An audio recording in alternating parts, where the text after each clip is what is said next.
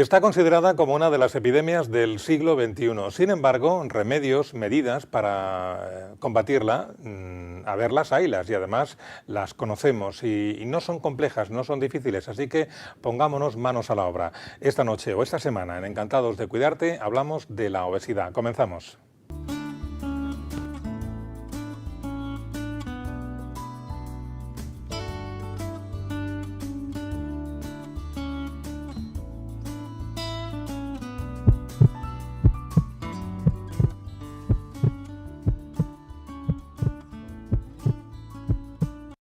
¿Qué tal? Buenas noches, señoras y señores. Bienvenidos a otra edición de Encantados de Cuidarte. En efecto, vamos a hablar de la obesidad. Las estadísticas van increciendo en Murcia, en España, en el mundo entero. Las previsiones es que cada vez será más el número de población que padecerá obesidad. Hoy vamos a tratar este asunto y tenemos con nosotros, como cada semana, a los doctores Juan Enrique Pereñíguez. Buenas noches. Buenas noches, Pepe. Al doctor Juan de Dios González. Buenas noches. Hola, ambos Pepe. médicos de familia. Han traído hoy como invitada a la doctora María González Barberá, que también es médico de familia y además ejerce en el Centro de Salud de Alcantarilla, Sangonera La Seca. Doctora, buenas noches. Buenas noches. ¿Quién de los dos le ha embaucado para venir al programa? Díganos. Pues llamarme me llamo Juan de Dios. Porque yo creo que la idea o el embaucamiento viene de ambos. La orquestaron entre los dos. Creo que sí. Pero le llamó Juante, porque empiece Juante Creo que a ponernos un poco en antecedentes de por qué hemos elegido este tema y cuál es un poco la gravedad que hay detrás de esa palabra, la obesidad, que parece que la tomamos cada día como con más cotidianeidad y sin embargo entraña más gravedad de lo que parece. Sí, bueno, primero agradecer a María y la verdad es que la elegimos porque luego nos lo explicará. Su centro de salud, bueno, está poniendo en marcha un estudio de intervención para prevenir la obesidad en niños y adolescentes y en adultos, ¿no? Más tarde luego lo veré. Pero realmente la obesidad sí que es un problema, ¿no? Lo que pasa es que, bueno, parecemos que eso es una cosa normal. Si vemos las estadísticas, más del 50% de las personas adultas tienen o sobrepeso u obesidad. Y la obesidad lleva consigo, pues, más cardiopatía isquémica, más enfermedades cerebrovasculares, más diabetes, más hipertensión, que esas son las enfermedades que nos vienen así de pronto, ¿no? Pero, por ejemplo, también hay mucha causa de infertilidad en mujeres jóvenes que no pueden tener niños, responsable de disfunción o alteraciones en la regla, como puede ser el síndrome poliquístico del ovario o la incontinencia urinaria. Bueno, pues que es un problema que realmente no son los 4 o 5 eventos cardiovasculares que nos asemeja, pero bueno, la apnea del sueño, los ronquidos, la obesidad lleva consigo detrás unas consecuencias, una movimortalidad que decimos los médicos, unas consecuencias que realmente son graves. Y tú lo has dicho, remedio hay y es simplemente cuestión de constancia y motivación. Antes de entrar en la tertulia, si les parece, tenemos un pequeño vídeo, un reportaje que ha elaborado nuestra compañera Ina Odesca con datos sobre este tema al que estamos hablando. Vamos a verlo y ya entramos con más profundidad en el tema.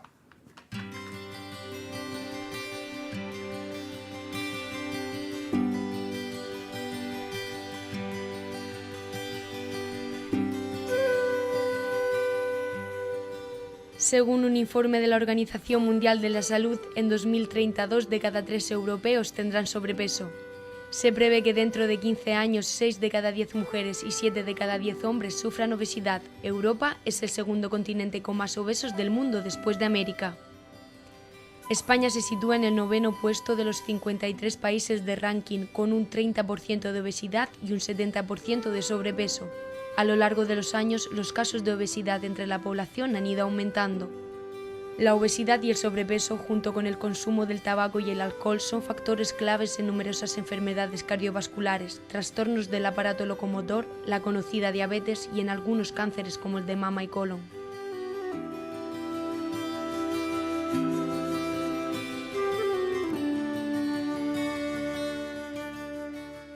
Cada año fallecen más de 3 millones de personas a causa del sobrepeso o la obesidad. Pero el problema no solo afecta a los adultos, sino que los niños y adolescentes con sobrepeso han aumentado de manera considerable. Un 23% en niños de hasta 11 años y un 16% entre los adolescentes.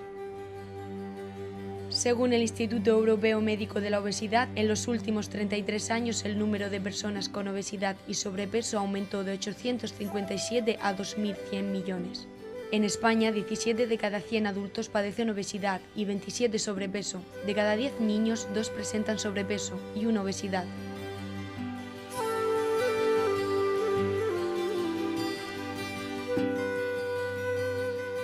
El sedentarismo influye de manera decisiva en el aumento de peso.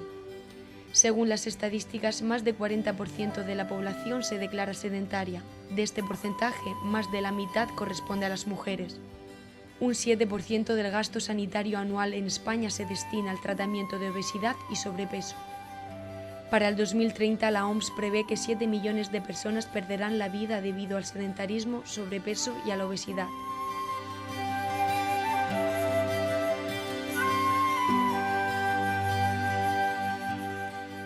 El último estudio de la OMS nos sitúa en el 2010, en el que la obesidad en hombres y mujeres no llegaba al 20%. En cambio, dentro de 15 años este dato aumentará hasta el 36 y 21% respectivamente. Del mismo modo va a ocurrir con el sobrepeso. Se prevé que del 66 pasemos al 80% en hombres y del 48 al 58% en mujeres.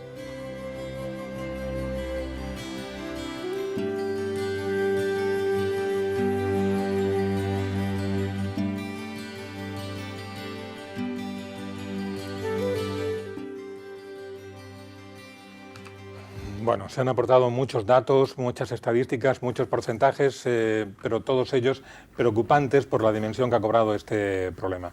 Doctor Pereñíguez, un comentario introductorio antes de empezar a hablar con la doctora. Muy breve y una pregunta a la Venga, doctora. vamos. La doctora, además, aparte de que fue embaucada claramente por Juan de Dios, no pudo negarse porque es vecina mía, o sea, que ya sabe dónde vive, etcétera, etcétera. Somos del barrio, además, del barrio del Carmen. No diremos la calle, no diremos la calle. Vale.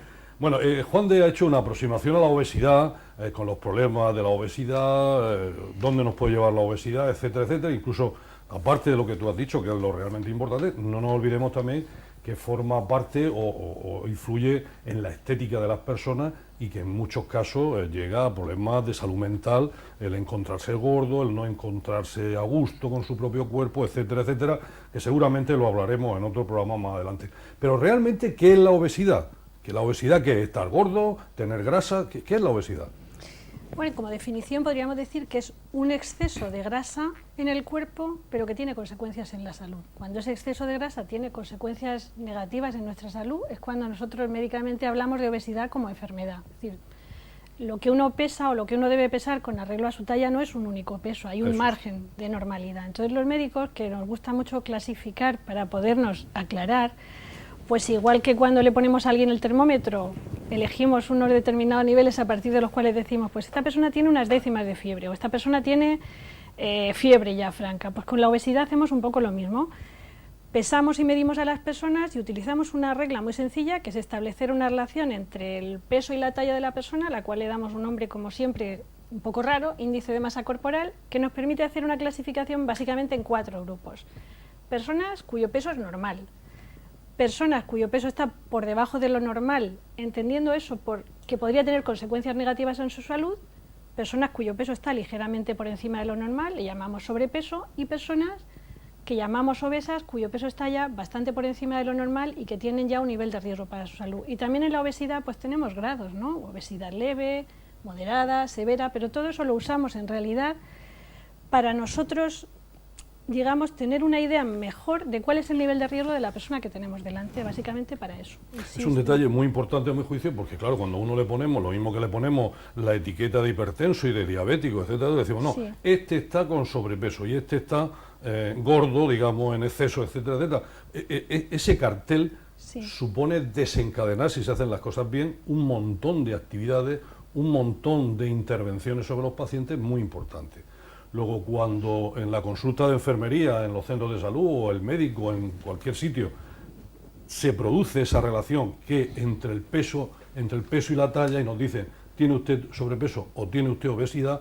Eso es muy importante porque nos cae una clasificación que luego tiene un montón de derivadas, porque como hemos hablado en este programa 1000 veces, muchas veces si fuéramos capaces de reducir el peso, mejoraríamos casi inmediatamente la inmensa mayoría de los problemas de diabetes, la inmensa mayoría de los problemas de hipertensión, ahora hablaremos del colesterol, etcétera, etcétera. Luego ya tenemos, fijaos, ¿no, Juan de?, qué es la obesidad. ¿Tú eres obeso? Yo estoy normopeso. O sea, estupendo, ¿no? Efectivamente, yo tengo un índice de masa corporal del 23%. Oye, ¿y eso que hacéis los médicos de medir la barriga?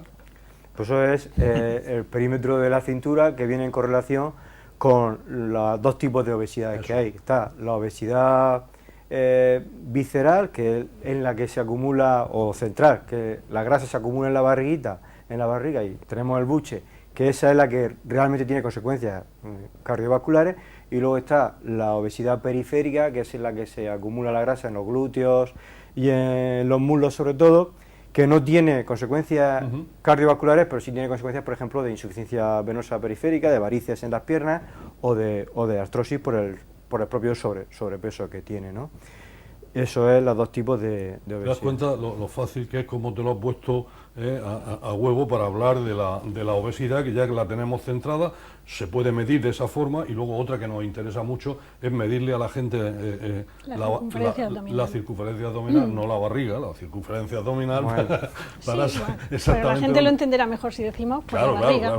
Claro, no, que nosotros venimos llamándole barriga cervecera. O sea, que los hombres el límite están en 102 centímetros y las mujeres creo que eran 88 centímetros. Pero la obesidad es genética, se produce porque sí, o por qué se produce. Porque pacientes que mis padres son gordos y yo soy gordo, o estoy gordo. ¿Eso es genético o hay unos factores ambientales, factores de comportamiento? Esa es una de las cosas más interesantes, yo creo, de la obesidad, que es una enfermedad muy compleja, que no tiene una causa solo.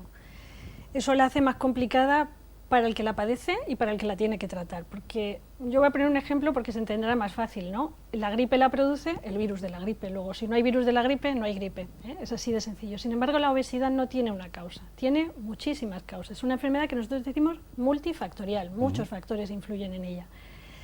Todavía es más compleja por otra razón, y es que nosotros sabemos que la gripe la produce solo el virus de la gripe, pero de los factores que producen obesidad, algunos los conocemos y otros no. Es decir, no todo se sabe sobre la obesidad. Entonces, y de esos factores que conocemos, para hacerlo todavía un poco más dificultoso, algunos no los podemos cambiar, son esos que tú decías, los genes, lo que hemos heredado de nuestra familia, lo que yo he heredado de mi padre o de mi madre, pues ahí está y yo de momento no puedo cambiarlo.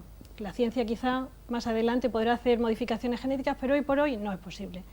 Y luego hay otros factores que no son genéticos, que son, decimos, ambientales, cosas que tienen que ver con el medio ambiente, con lo que hacemos, con los factores ambientales a los que estamos expuestos, que influyen también en la obesidad. Y de esos algunos son muy conocidos y los tenemos muy bien establecidos, y otros están en estudio. O sea que es una enfermedad complicada porque no tiene una única causa, tiene muchas causas. Y además, muchas veces el 99% de la obesidad no tiene una causa. Hay enfermedades, por ejemplo, si estás tomando un tratamiento determinado para tratar un trastorno psiquiátrico, trastorno epiléptico, etcétera, eso produce como consecuencia el aumento de peso, como efecto secundario, la ganancia de peso, ¿no? Pero que el 99% de la causa es desconocida. Pero lo que pasa es que aquí hay un balance de lo que comemos y de lo que gastamos. Claro. O sea, que haya muchas cosas que no conocemos no quiere decir que hay otras muchas que sí conocemos, ¿eh? Se está obeso en general porque hay un mal balance entre lo que se mete dentro del cuerpo y lo que se gasta. Es decir, porque hay un balance energético que no es correcto. Yo meto muchas calorías, mucha energía, y gasto menos de las que he ingerido. Ese desbalance está en el origen de la obesidad siempre. Lo que pasa es que modulado, como comentábamos, por muchos factores, ¿no? Pero básicamente es que yo estoy ingiriendo más calorías de las que estoy quemando. Y hay una parte muy importante de eso que tiene que ver con los cambios que ha habido en la vida en los últimos años, ¿no? Antes, en el reportaje, que casi todos los datos que están dados son muy completos, permiten hacerse una idea, se daban muchos datos estáticos de cuál es la situación ahora. Pero hay una cosa muy interesante a ver, que es los datos, la evolución en el tiempo, esas proyecciones que hacía el reportaje sobre lo que la OMS dice que va a ocurrir dentro de unos años. Bueno, en la obesidad lo que te hace hacerte una idea de cuál es la envergadura del problema es que si tú comparas los datos de obesidad en el mundo a fecha de hoy y te vas 30 años atrás, que es poco tiempo, en 30 años la obesidad en el mundo se ha multiplicado por 2 en adultos, por 2. En muy poco tiempo, pero eso tiene que ver probablemente con cambios en nuestra vida muy importantes. La manera en que comemos es completamente diferente ahora que como se comía hace 50 o 60 años. Nuestra dieta es mucho más rica en azúcares, mucho más rica en grasas, más pobre a veces en alimentos de origen vegetal. Y luego también pues toda esta vida moderna y urbana hace que nos desplacemos cada vez más pues en vehículo, es decir, los desplazamientos se hacen de forma pues, motorizada, es decir, ha habido una serie de cambios que han hecho que comamos alimentos cada vez con más energía y al mismo tiempo a eso se ha sumado que nuestra vida cada vez gastamos menos. Entonces, pues eso probablemente explica ese incremento, que es eso, duplicar el número de obesos en el mundo en un periodo tan corto como el de 30 a 35 años, que es un poco lo que da idea del impacto del problema.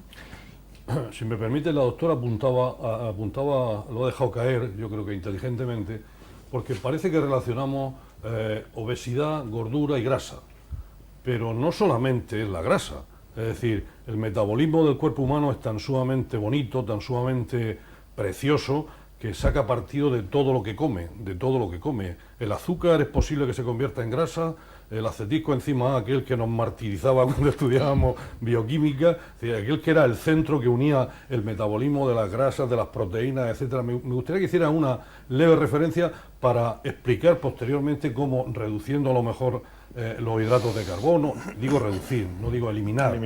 Aparte de la grasa, etcétera, etcétera, en ese complejo metabólico que ocurre en el ser humano, es muy interesante que el abordaje no solamente sea sobre un principio básico de la alimentación, que puede ser la grasa, el consumo de huevo, el aceite de oliva, que ahora hablaremos de esas cuestiones, sino también sobre la ingesta de otro tipo de productos, como por ejemplo los hidratos de carbono, que metabólicamente al final, por el tema de la insulina, creo recordar, etcétera, etcétera, al final acaba convirtiéndose en grasa, ¿no? Es decir, me gustaría que hiciera alguna referencia. Tú estás más acostumbrado a divulgar en estos ámbitos que yo. Y yo, fíjate, ahí te voy a ver un poco la contra, si me lo permites. No, al contrario, pues eso es lo que nos gusta.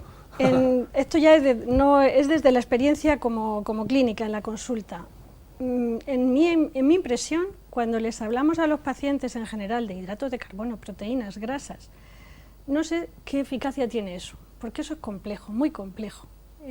Yo misma, cuando hago de comer en mi casa, yo no pienso si estoy cocinando hidratos de carbono o grasas o proteínas.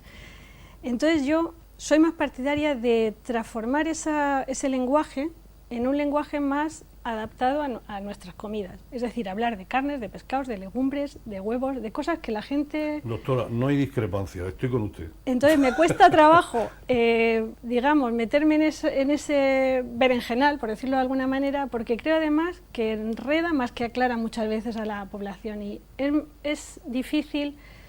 Comemos todos los días, como yo explico a veces, y la comida tiene que ser una fuente de placer, de disfrute. Entonces yo veo difícil que uno pueda disfrutar pensando, cuando está elaborando un menú, si tiene tantos o cuantos hidratos de carbono. Es que recuperemos algunas ideas básicas de cómo comer de forma saludable, pero que se puedan hacer fáciles de entender y fáciles de hacer. Entonces, pues yo por eso tiendo a entrar poco en detalles de ese tipo. Sí, pero totalmente de acuerdo. O sea, yo cuando hablo con mis pacientes no me pongo a hablarles de hidratos de carbono, ni de acetilcoenzima, ni historias de estas. Le pregunto qué comen. Que no. Es decir, eso es otro tipo de debate, ¿no? No, la pregunta, que no es pregunta, es simplemente lo que quería aportar, es que no solamente la grasa es fuente de, digamos, gordura. Muchas veces la gente relaciona comer grasa, comer huevo, aceite, etcétera, con la obesidad. Digo que hay otros principios activos, los hidratos de carbono, incluso las proteínas, pero menos, que son también, parece que directamente pueden producir o no obesidad, y que indirectamente en el cuerpo humano efectivamente pueden llevarnos a aumentar los kilos. Muchas veces las dietas, ¿como pan o no como pan?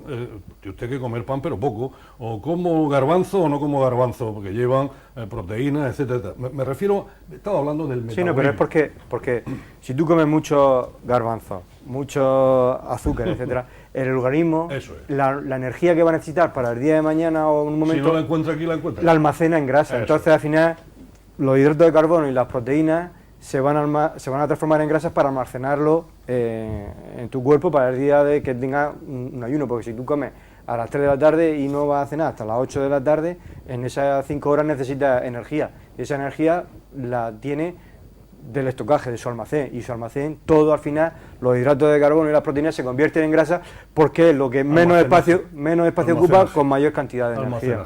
Eso es lo que hacen los cetáceos, o sea, las ballenas, eso es lo que hacen los osos cuando invernan, etcétera, van acumulando energía de la forma más rápida luego, que en forma de grasa, y luego ponerla en marcha. Dicho esto, que yo no quería tampoco polemizar con esto, vamos a seguir hablando de lo que nos ocupa y nos preocupa. Como decía María, al final al paciente tú lo que intentas es explicarle esta pirámide que hay de los alimentos, que hay que comer 2 o 3 veces al día, sus legumbres, sus lentejas, sus garbanzos, etcétera, y en el pico de la pirámide está la repostería industrial de los chocolates, que eso hay que comerlo, como dicen en mi pueblo, de uva a pera. ¿No?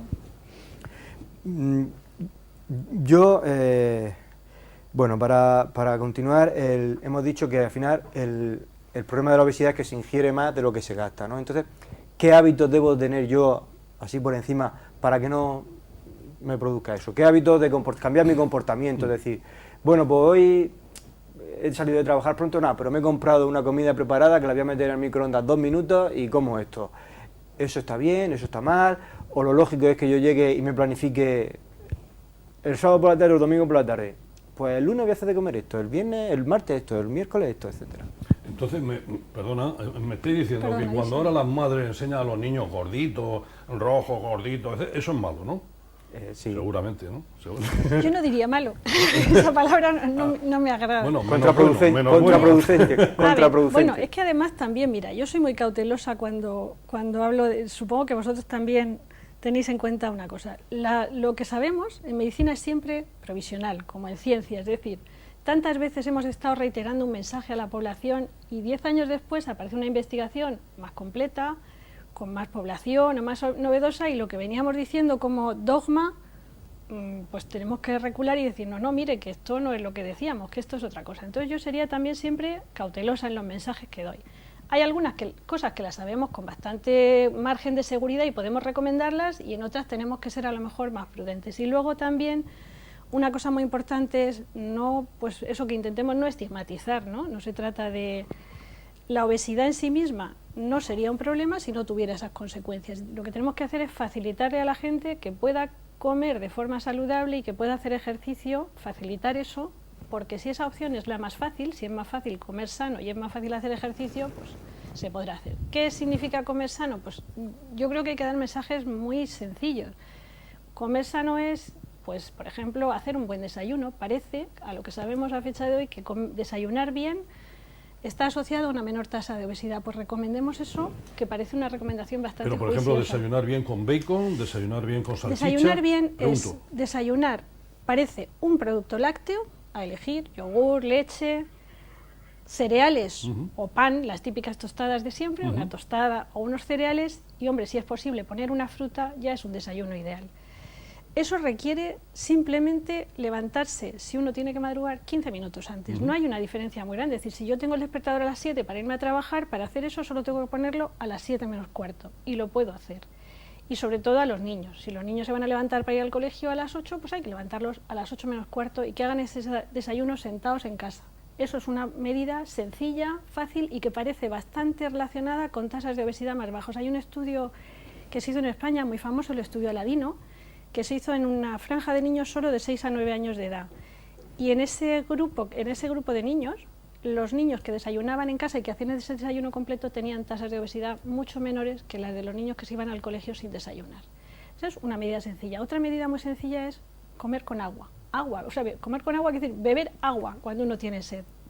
Nada de... O reservar para ocasiones excepcionales los refrescos azucarados, los zumos estos de bote, todo eso lleva azúcares añadidos, pues no es la recomendación mejor para beber. Cuando tengas sed, quítate la sed con agua, como consejo básico. Consejos útiles también, pues recuperar un poco, y eso es una tradición culinaria que estamos perdiendo, los platos de cuchara. Comer de cuchara.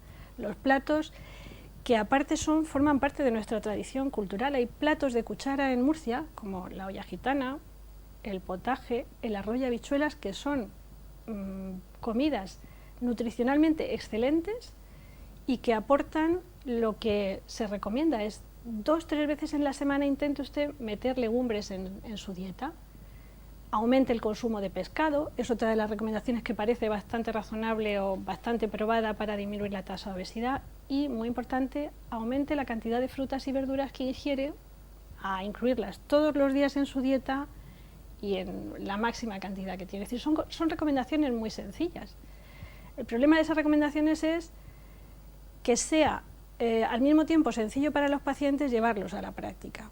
¿por qué? La pregunta no es solo qué es lo que tenemos que hacer, porque eso lo sabe mucha gente, o sea, mucha gente sabe. La teoría la sabemos todos. Mucha gente tiene la información. El problema es por qué cuando se tiene la información no se cambia el hábito. Ahí es una de las claves que tenemos, o sea, donde hay que centrarse para entender un poco y poder ayudar mejor a la gente que quiere cambiar a hacerlo. O sea, ¿por qué cuando se tiene una información sobre una conducta que es saludable o sobre una que no lo es y que habría que dejar de hacerla, ¿por qué cuesta tanto ese cambio? Esa es yo creo que es una de las claves a... ¿Y usted qué opina? ¿Tú qué opinas? ¿Qué claves podrían ser? Pues hay unas claves que son individuales y otras que probablemente son colectivas o institucionales. Hay un estudio muy bonito hecho en Suecia, en Finlandia. Tenían un pueblo con una tasa de obesidad infantil muy alta. Tenían en los niños de 5 años, pues no sé si 1 de cada 5 niños de 5 años estaba obeso. Y decidieron que eso había que tomar medidas. Y de lo que se dieron cuenta es de que las medidas que tú tienes que tomar para cambiar eso son medidas que afectan a todos los departamentos que tienen que tomar decisiones políticas en el ayuntamiento. Es decir, que las medidas que acaban con la obesidad no son medidas exclusivamente sanitarias. Que lo que hay que hacer es pues, mandar a los de urbanismo a revisar los colegios, a revisar los patios escolares y decidir cómo tienen que estar esos patios para que esos niños puedan hacer el ejercicio que deben hacer. Que cuando se diseña una calle en ese ayuntamiento hay que valorar qué anchura tiene la acera para saber si la gente puede andar por las aceras y pasear como les decimos, si lo pueden poner en práctica o no. Que cuando se toman decisiones sobre la industria alimentaria, por ejemplo, se exija que la industria limite el contenido en grasas, en azúcares y demás de algunos de los productos procesados. Son las medidas medioambientales que hablábamos antes. Es que las políticas o que la salud esté en la toma de decisiones de todos los departamentos que tienen que tomar decisiones políticas, sean de urbanismo, sean de deportes, sean de la concejalía. Es decir, que la única manera de conseguir una alimentación y una posibilidad de hacer ejercicio saludable es que las decisiones políticas de todos los departamentos de un ayuntamiento, de una consejería o de un país estén volcadas a eso como objetivo, para hacerle a la gente fácil hacer lo que les decimos que hagan, porque no es y luego está una cuestión ya individual, que es lo que tú señalabas muy bien. Es decir, si por ejemplo en una familia hemos dado la recomendación, pues mire, intente usted que en la comida haya 2 o 3 días a la semana legumbres, que haya pescado al menos de 2 a 3 veces en semana. Si hemos recomendado eso,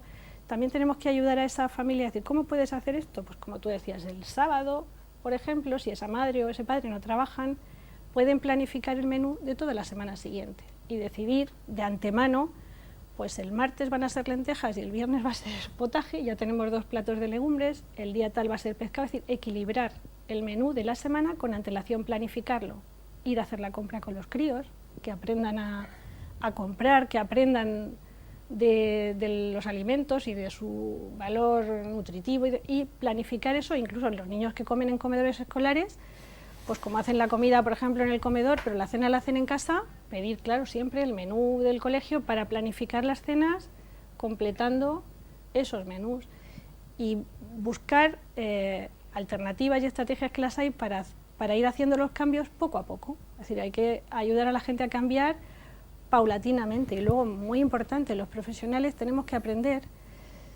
que no solo tenemos que informar a la población, tenemos que tener habilidades para motivarla a cambiar. Y eso se aprende. Igual que aprendemos a auscultar, igual que aprendemos a explorar, pues podemos aprender, una vez que damos esa información, igual que cuando la damos para que alguien deje de fumar, a tener habilidades para ayudar a esa persona que quiere cambiar un hábito a hacerlo. Y eso se aprende. Eso es una cuestión también de formar a los profesionales en ese ámbito específicamente. Vamos a detenernos un momentito, ¿vale? Hacemos una pausa publicitaria. Me estaba acordando, decía la doctora hace un momento, que no se pueden establecer dogmas y que hay que ser cautelosos con los mensajes. No sé si este fin de semana habéis leído en la prensa una noticia, porque después de estar toda la vida creyendo que los alimentos, ciertos alimentos que son ricos en antioxidantes, hay que tomarlos porque previenen contra el cáncer, resulta que un estudio de una universidad de Gotemburgo, en Suecia, dice que no, que los antioxidantes pueden favorecer la aparición de ciertos tumores. Bueno, lo he resumido así muy rápidamente, ¿no?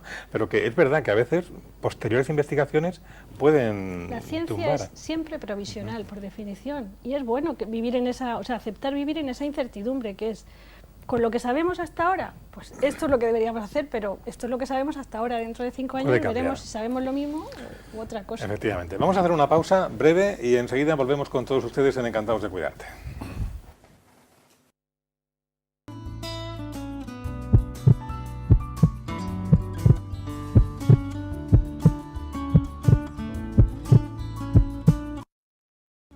Estamos ya en la segunda mitad de Encantados de Cuidarte.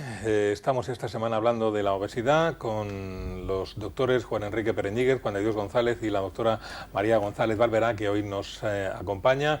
Y en esta segunda mitad tenemos aún 15 minutos por delante para dar algunas claves que yo creo que pueden ser interesantes. Doctor Pereñíguez. Yo creo que el mensaje que ha dado María es un mensaje sencillo, es un mensaje que llega muy bien, que habla de la sencillez en la elaboración de los productos que tenemos al lado, en nuestra casa, que no tienen por qué ser especialmente caros y que nos pueden llevar a hacer una vida normal en el marco, o una dieta normal en el marco de hacer una vida normal, incluso motivándose con un cierto ejercicio físico. Yo creo que hay poquito que hacer. El mensaje a los profesionales me ha parecido muy pertinente, que es el tema de la motivación, es decir, nosotros tenemos que aprender a motivar, porque sí es verdad que si no somos capaces de saber motivar, nos genera una frustración muy importante. Y esa frustración la estamos viendo en las consultas permanentes que tenemos de enfermería, que tratan especialmente. Sabes que es un mensaje que llevo diciendo muchos años. Es decir, el enfermero, aparte del médico, el enfermero tenía que ser un personaje motivador, y si hay un tema que deberían de tocar y tocar bien, serían los temas de nutrición, porque es que eso se relaciona con un montón de enfermedades. Luego el mensaje de motivación y el mensaje de la sencillez de lo que se debe comer, etcétera, yo creo que eso lo sabemos todos, pero no por saberlo, luego vienen los problemas, ¿no? Y esos problemas que no son sencillos, porque forman parte también de la cultura de los pueblos, ¿no? Por ejemplo, el vino, por ejemplo, los aceites, por ejemplo, el cerdo, por ejemplo, es decir, y yo ya sé que eso no hay que decir que no, es decir, no hay que decir que no, pero sí es verdad que mucha cultura, mucho negocio, mucha conversación de amor se hace delante de una copa de champán. Son los estigmas que nos han vendido, ¿no? Es decir, yo creo que ahí está la lucha del poco a poco, como tú también apuntabas, esto no puede ser de hoy a mañana, pero culturalmente tenemos que ir cambiando ese tipo de hábitos, como se cambiaron en el cine americano el fumar, como se cambió en el cine americano el beber whisky. Ahora nada más que se toma zumo de naranja y no se le ocurre a nadie fumar, ¿no? Pues ese tipo de inversión en salud yo creo que temas muy interesantes, pero que sepamos que nos enfrentamos, o que el público se enfrenta a grandes potencias. Por ejemplo, hablar en España de la cultura del vino, pues excuso decir, ¿no? Por ejemplo, ahora la cultura que se nos ha puesto encima de la mesa es que cualquier televisión, no esta que es de gran categoría, sino cualquier televisión ceja, pues te aparece un chef cortando por allí, quitando, por decir, la gastronomía en general se ha convertido en un uso permanente. Y eso no significa que sea mala, pero sí que es verdad que la invasión continua del comer, del no comer, del para, etcétera, etcétera, a la gente le llega poco, porque ahí están los resultados. Los resultados son los que son, y tenemos un problema gravísimo, que es el problema de la obesidad. Y entonces, como tú vienes a hablar de tu libro, para eso te hemos traído la doctora que habla de ciencia. La gente que habla de ciencia a mí me gusta, porque yo no sé. Entonces, cuando se habla de ciencia, me gusta, me motiva, me excita. Tú eres la responsable, o una de las responsables, de la puesta en marcha de una actividad multicéntrica en muchos centros de salud, con muchos profesionales, que va a trabajar sobre aspectos de la obesidad. A mí me gustaría que nos dijeras qué vas a hacer o qué vais a hacer. Mira, somos un grupo de profesionales en el que hay médicos de familia, pediatras, enfermeros y matronas de centros de salud. O sea, que trabajan todos, y enfermeros, y todos los profesionales de los centros de salud. Es un proyecto cuya base es, o está centrado en la prevención de la obesidad infantil. Antes de que los niños sean obesos, intervenir, y como se trata de un estudio de investigación, nosotros lo que vamos a hacer es ver si una idea que tenemos, una hipótesis, funciona o no funciona, demostrarlo. Y para demostrarlo, pues vamos a hacer una intervención, que es lo que se llama en medicina un ensayo clínico. En ese ensayo clínico, pues hay un grupo. Primero voy a comentaros que, como hay mucho conocido sobre la obesidad infantil, pero en etapa escolar y en etapa adolescente, hay muchos estudios en el mundo hecho de intervenciones en niños que ya están en edad escolar, pero hay muy poco de niños muy pequeños, de niños en la etapa preescolar, de los menores de 5 años.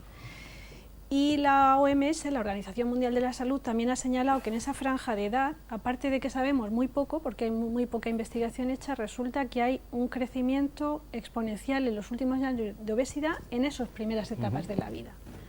Eso por un lado. Y luego también sabemos, esto parece bastante probado, que los niños obesos tienen una probabilidad muy alta de convertirse en adultos obesos. Luego hay varias razones por las que es muy interesante investigar en esa etapa. Nosotros ya conocemos por otros estudios de investigación previos qué cosas influyen desde etapas muy precoces, desde el embarazo, y predisponen a los niños a ser obesos. Ya las tenemos identificadas por varios estudios. Sabemos que si la madre tiene un peso excesivo, es más fácil que su hijo sea obeso. Sabemos que si la madre fuma durante el embarazo, también es más probable que su hijo sea obeso. Sabemos que si, aunque esto está con más dudas, que si ese niño en vez de lactancia natural toma lactancia artificial, también tiene más probabilidades de ser un niño con exceso de peso. Que si introduce cuando ese niño ha nacido la alimentación, la que no es leche, la que llamamos alimentación complementaria, todo lo que no es leche se introduce demasiado pronto, en niños de menos de 4 meses o antes de los 6 meses, también es más probable que ese niño sea obeso. Y finalmente sabemos que si los niños, parece también por estudios demostrado que si los niños tienen un sueño incompleto en número de horas, si duermen pocas horas, también tienen más riesgo de ser obesos que si duermen lo que está recomendado. Todo eso lo sabemos de estudios previos. Lo que vamos a hacer nosotros es, bien, si sabemos todo eso, lo que tendríamos que hacer es informar a los padres de qué medidas hay que tomar, cómo tienen ellos que alimentarse, cómo tienen ellos que cuidar a su niño cuando nace, para que ese niño no fuera obeso. Pero como hemos dicho antes, como la información no basta, nosotros lo que queremos poner a prueba es una manera de motivar a los padres a cambiar. Y lo que vamos a hacer es, un grupo, vamos a captar embarazadas. Están en el estudio, participan 24 centros de salud y en total 157 profesionales de toda la región de Murcia. Vamos a ir captando embarazadas, mujeres que se quedan embarazadas. De esas embarazadas, al azar, unas irán a un grupo y otras a otro. ¿Y cuál es la diferencia entre un grupo y otro? Pues un grupo de embarazadas va a recibir los cuidados que habitualmente damos en los centros de salud, va a ir a sus visitas de embarazo, cuando nazca el niño a las visitas con el pediatra y van a recibir los mensajes que habitualmente damos los médicos para intentar que la gente coma saludablemente, alimente bien a su hijo, lo que hacemos. Pero eso lo vamos a comparar con otro grupo en donde a los profesionales los vamos a formar en una técnica que es las que llamamos técnicas de asesoramiento eficaz, aquellas que hacen que el profesional sea capaz de ayudar a quien quiere cambiar a hacerlo, que le motive para ese cambio. Pues a esos profesionales formados de ese otro grupo, esos profesionales previamente adiestrados van a hacer talleres con esas familias, desde el embarazo, desde que la mujer está embarazada hasta que su hijo cumple 2 años. Y después vamos a comparar el peso de los niños a los 2 años en un grupo y en otro. ¿Qué queremos demostrar? Obviamente nuestra idea es demostrar que cuando se utilizan profesionales entrenados para ayudar a las personas a cambiar sus hábitos, las de los padres, y para, digamos, cuidar a los niños en esos aspectos que hemos dicho, si se entrena a los profesionales, que esos padres van a ser más eficaces en eso y que esos niños van a tener un peso más saludable que lo que hacemos habitualmente. Queremos demostrar una cosa tan sencilla como esa, es decir, que es que utilizar técnicas de motivación en profesionales que estén adiestrados es más útil para prevenir la obesidad que no hacerlo. Y queremos demostrar que en ese grupo los niños con exceso de peso a los 2 años o con obesidad a los 2 años es inferior que en el grupo que recibe los cuidados habituales, los que damos siempre. Yo creo que ahí, además, estáis dando justo en la clave, ¿no? Que es crear hábitos saludables, cambios en el comportamiento o no, creando unos comportamientos que no van a originar obesidad en el futuro.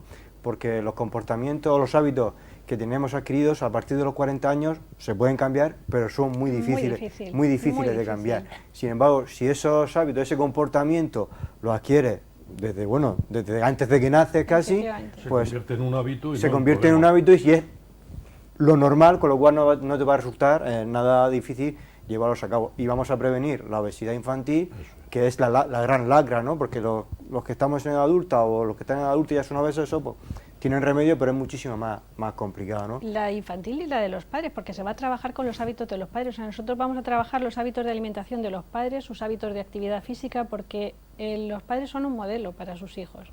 Claro. Y en los hogares donde los padres comen de forma saludable y hacen ejercicio físico regular, los niños en general tienen pesos más saludables también. ¿Por qué? Pues porque ese entorno, los niños tienen siempre al padre o a la madre como modelo. Entonces, es importante no trabajar solo con los niños, sino trabajar con los padres, básicamente. O sea, No, pues a mí me parece una intervención muy ambiciosa, porque además durante 2 años. 3 años en realidad, 3 porque años. son desde el embarazo, las captamos Sí. a las embarazadas cuando se acaban de quedar embarazadas hasta que el 9 niño tiene meses 2 más años, 2 años, pues sí. son 3 años. casi 3 años de intervención y de Pues Podríamos seguimiento. empezar por el principio. Mucho El trabajo. niño gordito no es un niño sano.